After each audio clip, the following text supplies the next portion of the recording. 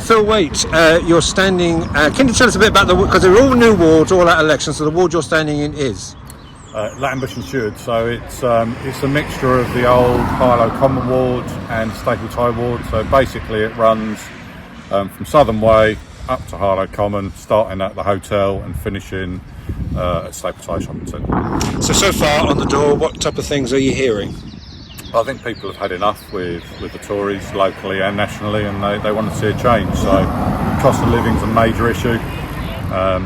Housing, the roads, just generally, I think people want change. When people say cost of living, forgive me for sounding ignorant, but what do people say? What they mean by cost of living? Well, just inflation. Everything's got more expensive. The money they've got isn't going as far as it used to. Increases in benefits aren't keeping up. The whole sort of wages aren't keeping up with the cost of living. You name it. It's just everything's getting too expensive. Rents, mortgages. I mean, obviously you had the Liz Truss budget, which affected a number of people around their mortgages. It's not been good. So how does local politics work in that way? Because there's only so many things that you've mentioned there that you can influence, change.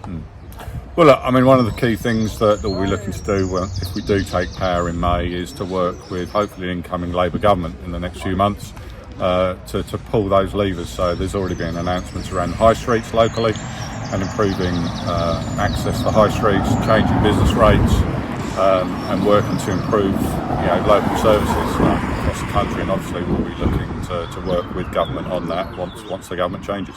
If Labour get in Harlow, would you, how do I say this, carry on the work of the Conservatives regarding regeneration? I think regeneration is massively important. We were working on that prior to Conservatives coming into power, and we will continue with that. So housing has always been one of our major pledges in Harlow, and we're working on that again. But we're also obviously aware that there's a £10 million funding gap in the council, which we're going to need to fix as well.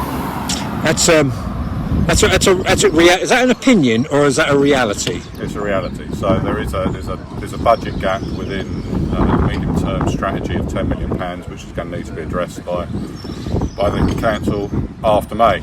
Tories, I believe, have done that because they believe they're about to lose power. But we're going to have to fix that when we take power. You were a councillor before? I was, yeah. You look like you enjoyed being a councillor. What was it you enjoyed about being a councillor? Why have you come back? Well, I mean, ultimately I'm also a trade unionist, so as a day job I support our members within Usdaw, the trade union I work for, and I enjoyed the sort of casework side of being a councillor as well when I was a councillor. So helping people with their day-to-day issues is something that's massively important to me, and looking forward to doing that.